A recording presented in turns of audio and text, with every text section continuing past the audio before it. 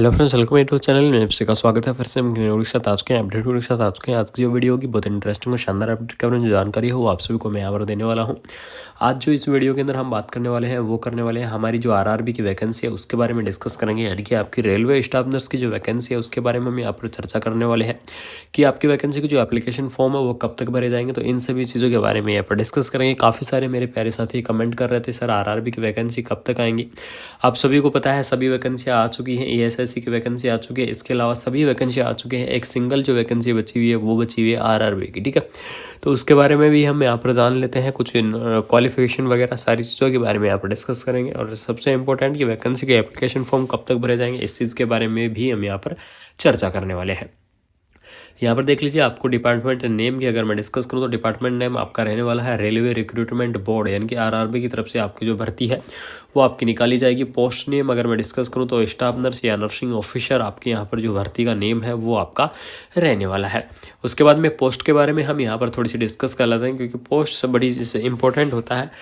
Post इसमें अब तक बताई जा रही है आरआरबी की वैकेंसी के लिए वो 1200 से लेकर 1500 की आपकी जितनी पोस्ट है वो आपकी रहने वाली है। एलिजिबल क्वालिटी के बारे में हम यहाँ पर बात कर लेते हैं कि क्राइटेरिया क्या रहने वाला है। एलिजिबल क्राइटेरिया बाकी डिटेल में हम चर्चा करने ही वाले हैं। तो इसमें जीएनएम बीएससी और पोस्ट बीएससी, ठीक है, यानी कि GNM candidate, BSc nursing candidate, post BSc nursing candidate और जो एमएससी नर्सिंग कैंडिडेट है वो क्या कर सकते हैं, इस वैकेंसीज को आप अच्छे से अप्लाई कर सकते हैं।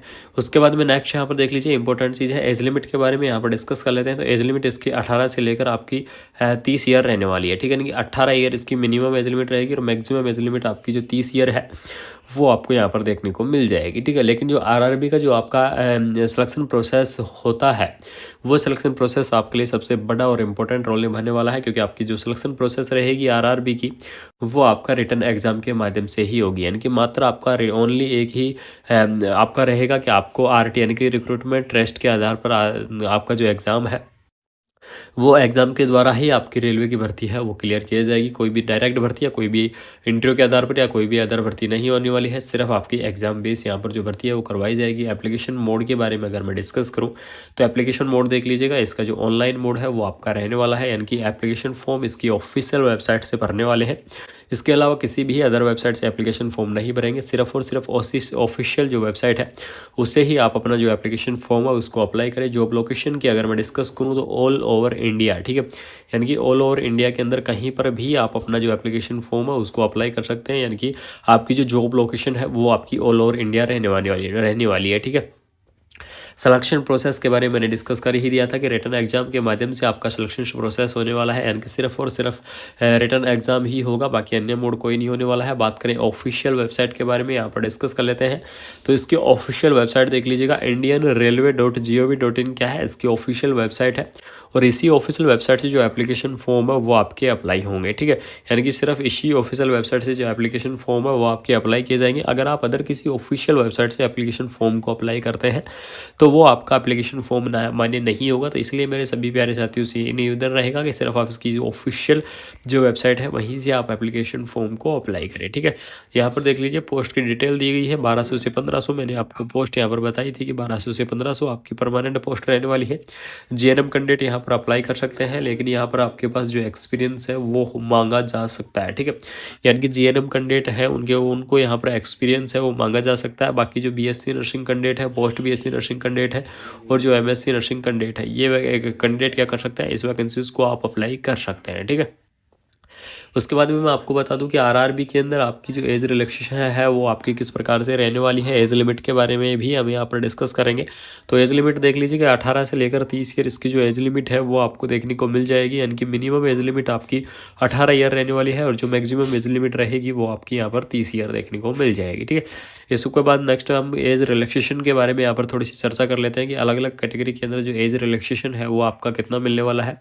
तो SC ST जो कैटेगरी है उसके लिए 5 साल का एज रिलैक्सेशन है वो आपको देखने को मिलेगा। OBC कैटेगरी है, OBC के लिए आपको 3 साल का एज रिलैक्सेशन देखने को मिलेगा। PWD कैंडिडेट है, PWD कैंडिडेट के लिए आपको 10 साल का, अगर फिजिकली हैंडीकैप है साथ में OBC है तो 13 साल का, अगर फिजिकल हैंडीकैप है साथ में SC ST कैंडिडेट है तो आपको 15 साल का, यानी कि आपको फिजिकल हैंडीकैप का अलग मिलेगा, बाकी आपका कास्ट का अलग मिलेगा। तो इस प्रकार से आपका जो एज रिलैक्सेशन है वो आपको देखने को मिल जाएगा।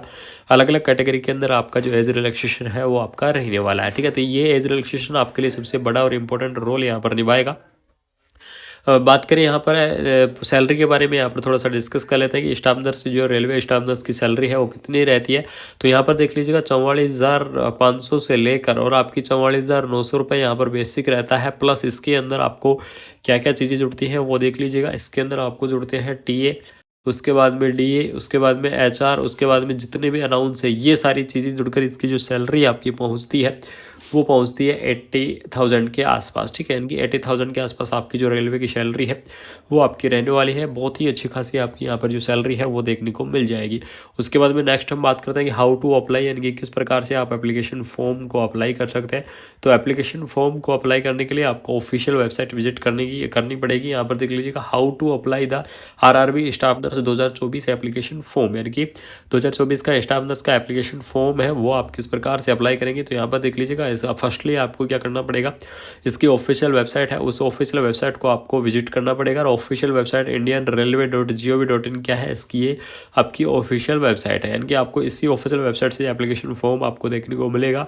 स्टाफ नर्स का आपको लिंक यहाँ पर दिया हुआ होगा, बट डायरेक्टली आपको उसको ओपन करना है। ओपन करने के बाद आपको फाइनली उसकी आप डिटेल भरनी है, एज डिटेल भरनी है, personal information, qualification, passport size photo, signature, ये सारी चीज़ें प्रिंट आपको सारी चीज़ें भरकर आपको पेमेंट करना है। पेमेंट करने के बाद आप प्रिंट आउट आप ज़रूर निकलवा लें, क्योंकि प्रिंट आउट आपके लिए इंपॉर्टेंट रोल यहाँ पर निभाएगा। तो ये आप सभी के लिए बड़ी शानदार अपडेट मैंने आपको दी है कि आपको आरआरबी की वैकेंसी, अब एक सबसे बड़ा यहाँ पर क्वेश्चन था कि आरआरबी की वैकेंसी आएगी कब तक, क्योंकि काफ़ी कैंडिडेट यही बोल रहे थे कि आरआरबी की वैकेंसी आपकी आएगी कब तक। तो मैं आप सभी को बता दूँ, आपकी आरआरबी की वैकेंसी है बहुत ही जल्द आपको देखने को मिल जाएगी। जितनी मेरे को रिसर्च की गई है, जितनी मैंने साथियों से बात की है, उस हिसाब से आपको बता रहा हूँ कि बहुत जल्द, यहाँ पर अभी डेट तो कन्फर्म या फिक्स नहीं बता सकता, लेकिन बहुत जल्द आपकी जो आरआरबी की जो परमानेंट वैकेंसी है स्टाफ नर्स नर्सिंग ऑफिसर की वो आपको देखने को मिलेगी। बाकी आरआरबी की वैकेंसी से रिलेटेड कंप्लीटली डिटेल में हम यहाँ पर चर्चा करेंगे, इसके सिलेबस के बारे में, इसके एग्जाम पैटर्न के बारे में, इसके प्रीवियस ईयर के क्वेश्चन पेपर के बारे में, सारी चीज़ों के बारे में यहाँ पर रेगुलरली आपको इस चैनल के माध्यम से अपडेट मिलती रहेगी। तो मेरे सभी प्यारे साथियों से यही निवेदन रहेगा कि इस चैनल को ज़्यादा से ज़्यादा सपोर्ट करें। साथ ही साथ इस वीडियो को अपने फ्रेंड सर्कल के अंदर इतना शेयर कर दें कि सभी को पता चल सके कि आरआरबी की परमानेंट वैकेंसी फिर से आ सकती है। ठीक है, तो चलिए मिलते हैं कोई नेक्स्ट अपडेट के साथ, नई वीडियो के साथ। तब तक थैंक यू सो मच। जय के सिलेबस के बारे में, इसके एग्जाम पैटर्न के बारे में, इसके प्रीवियस ईयर के क्वेश्चन पेपर के बारे में, सारी चीज़ों के बारे में यहाँ पर रेगुलरली आपको इस चैनल के माध्यम से अपडेट मिलती रहेगी। तो मेरे सभी प्यारे साथियों से यही निवेदन रहेगा कि इस चैनल को ज़्यादा से ज़्यादा सपोर्ट करें। साथ ही साथ इस वीडियो को अपने फ्रेंड सर्कल के अंदर इतना शेयर कर दें कि सभी को पता चल सके कि आरआरबी की परमानेंट वैकेंसी फिर से आ सकती है। ठीक है, तो चलिए मिलते हैं कोई नेक्स्ट अपडेट के साथ, नई वीडियो के साथ। तब तक थैंक यू सो मच। जय